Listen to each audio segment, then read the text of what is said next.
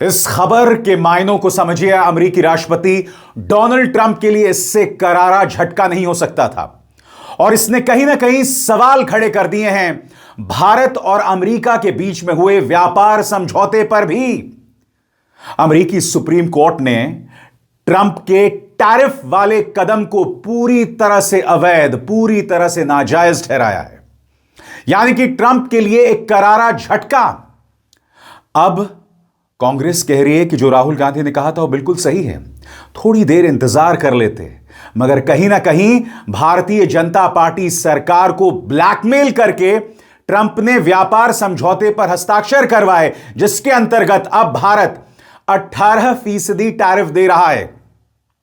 सबसे शॉकिंग बात, supreme court के इस ऐलान के बाद, अमेरिकी सुप्रीम कोर्ट के इस ऐलान के बाद डोनाल्ड ट्रंप जो हैं वो सामने आते हैं और कहते हैं कि भारत ने इससे पहले हम पर बहुत ज्यादा टैरिफ लगाए हैं, भारत हमें टैरिफ देगा मगर हम भारत को कोई टैरिफ नहीं देंगे।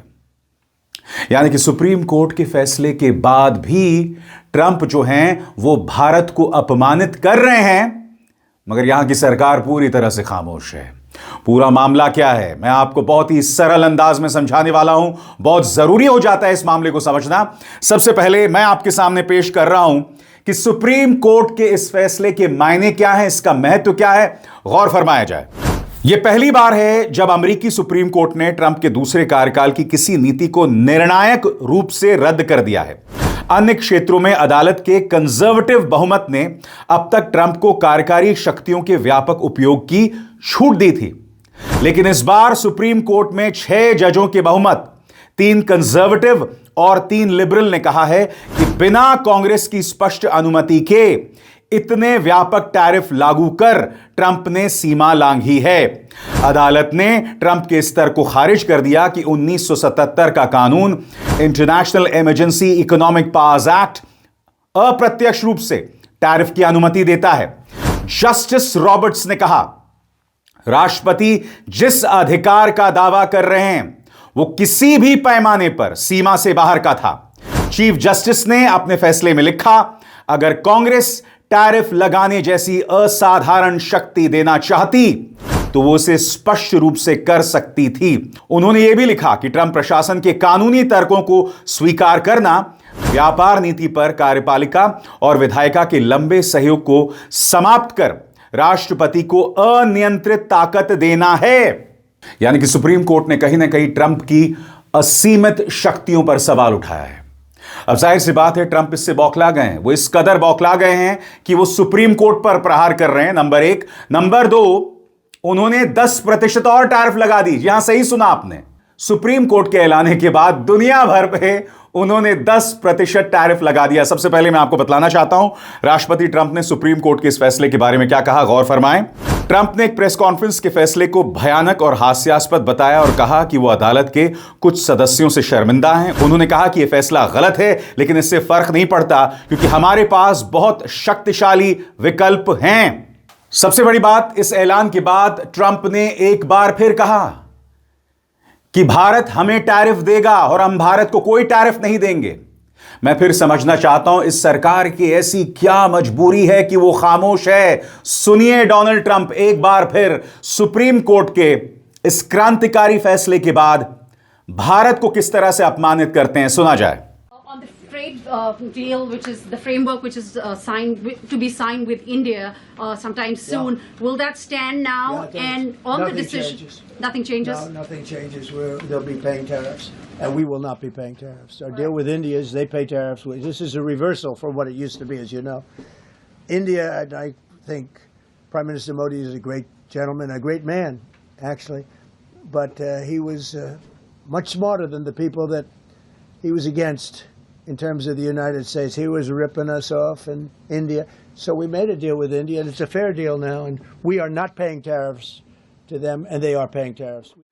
अब जाहिर सी बात है कांग्रेस यानी कि राहुल गांधी इसे अपनी जीत के तौर पर पेश कर रहे हैं। लोकसभा में नेता प्रतिपक्ष राहुल गांधी ने टैरिफ पर अमेरिकी सुप्रीम कोर्ट के फैसले के बाद प्रधानमंत्री नरेंद्र मोदी पर निशाना साधा है। अमेरिकी सुप्रीम कोर्ट ने शुक्रवार को राष्ट्रपति डोनाल्ड ट्रंप के टैरिफ को रद्द कर दिया था। इस फैसले के बाद भारत में विपक्षी दलों के नेता भारत अमेरिका ट्रेड डील और भारत पर टैरिफ को लेकर केंद्र सरकार और प्रधानमंत्री नरेंद्र मोदी पर निशाना साध रहे हैं। कांग्रेस नेता राहुल गांधी ने एक्स पर लिखा, प्रधानमंत्री समझौता कर चुके हैं, उनका विश्वासघात अब उजागर हो चुका है। राहुल ने कहा कि प्रधानमंत्री दोबारा बातचीत नहीं कर सकते, वे फिर से सरेंडर कर देंगे। कांग्रेस आरोप लगाती रही है कि प्रधानमंत्री नरेंद्र मोदी ने ट्रेड डील को लेकर अमेरिका के साथ भारत के हितों का ख्याल नहीं रखा। पार्टी के प्रवक्ता पवन खेरा क्या कहते हैं, गौर फरमाइए। जल्दबाजी शैतान का काम होती है। अमेरिका की सुप्रीम कोर्ट ने डोनाल्ड ट्रंप के तथाकथित ग्लोबल टैरिफ्स को खारिज कर दिया। अगर भारत सिर्फ 18 दिन और रुक जाता तो शायद हमें इस तरह के एक तरफा भारत विरोधी ट्रेड डील में कोने में धकेला नहीं जाता। 2 फरवरी की रात मोदी ने वॉशिंगटन को वो लेट नाइट कॉल क्यों किया? आज अमेरिकी सुप्रीम कोर्ट का फैसला आने तक इंतजार करने की शुरुआती रणनीति भारत ने क्यों छोड़ दी? क्या इसकी वजह जनरल मनोज मुकुंद नरवाणे का खुलासा था? क्या जेफरी एप्स्टीन फाइल्स की परछाई है? क्या गौतम अडानी से जुड़ा अमेरिकी क्रिमिनल केस है? या फिर ये सब वजह मिलाकर हैं? आज कांग्रेस खुद को सही बता रही है कि नरेंद्र मोदी वाकई दबाव में हैं। सबसे बड़ी बात है इस मुद्दे पर विदेश मंत्रालय की खामोशी। यह फैसला आए हुए 12 घंटे से ज्यादा हो गया है दोस्तों, मगर पूरी तरह से सन्नाटा पसरा हुआ है इस वक्त जब मैं ये कार्यक्रम रिकॉर्ड कर रहा हूं। मगर ट्रंप बुरी तरह से बौखलाए हुए हैं। उन्होंने 10% अतिरिक्त टैरिफ का ऐलान कर दिया है। सबसे पहले मैं आपको बतलाना चाहता हूं कि सुप्रीम कोर्ट के इस फैसले की पेचीदगी क्या है। गौर फरमाएं, सुप्रीम कोर्ट के फैसले में स्पष्ट नहीं किया गया है कि सरकार को पहले से वसूले गए टैरिफ राजस्व को वापस करना होगा या नहीं। कहा जा रहा है कि इस मुद्दे पर अदालत की चुप्पी से नई अनिश्चितता पैदा हो गई है। हालांकि ट्रंप ने पीछे हटने से इनकार कर दिया है। शुक्रवार रात उन्होंने कहा कि अन्य कानूनी अधिकारों के आधार पर नया 10% वैश्विक टैरिफ लगाने के आदेश पर मैंने हस्ताक्षर कर दिए हैं। सुनिए क्या कहा ट्रंप ने 10% टैरिफ के बारे में। In order to protect, and it says so, in order to protect our country, a president can actually charge more tariffs than I was charging in the past period of a year under the various tariff authorities. So we can use other of the statutes, other of the tariff authorities, which have also been confirmed and are fully allowed. Therefore, effective immediately, all national security tariffs under Section 232 and existing Section 301 tariffs, they're existing, they're there, remain in place, fully in place, and in full force and effect. Today, I will sign an order to impose a 10% global tariff under Section 122 over and above our normal tariffs already being charged. And we're also initiating several Section 301 and other investigations to protect our country from unfair trading practices of other countries and companies. Thank you for your attention to this matter, and I say quite simply, which I've said for a long time, make America great again. And interestingly, we've already made it great, so I don't have to use that, but I don't think we'll ever give up on MAGA. MAGA is always going to be with us. और आगे बढ़ने से पहले एक जरूरी संदेश। मेरे कार्यक्रमों के लिए आप नोटिफिकेशन का इंतजार मत कीजिए।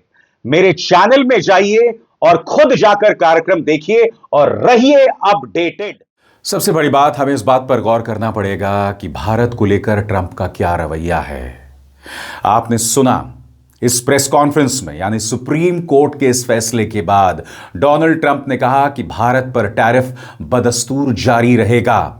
अब मैं एक बार फिर उन्होंने जो बात कही उससे सरल हिंदी में आपको समझाना चाहता हूं, जिससे आपको पता चलेगा कि भारत सरकार की खामोशी किस कदर आपराधिक है। गौर फरमाएं, सुप्रीम कोर्ट के फैसले के तुरंत बाद हुई प्रेस कॉन्फ्रेंस में भारत के साथ हुई ट्रेड डील पर क्या असर पड़ेगा कि सवाल का जवाब देते हुए ट्रंप ने कहा, कुछ भी नहीं बदला है, भारत टैरिफ का भुगतान करेगा, हम टैरिफ का भुगतान नहीं करेंगे। ट्रंप ने कहा, जैसा कि आप जानते हैं यह पहले जैसे था उससे उलट है।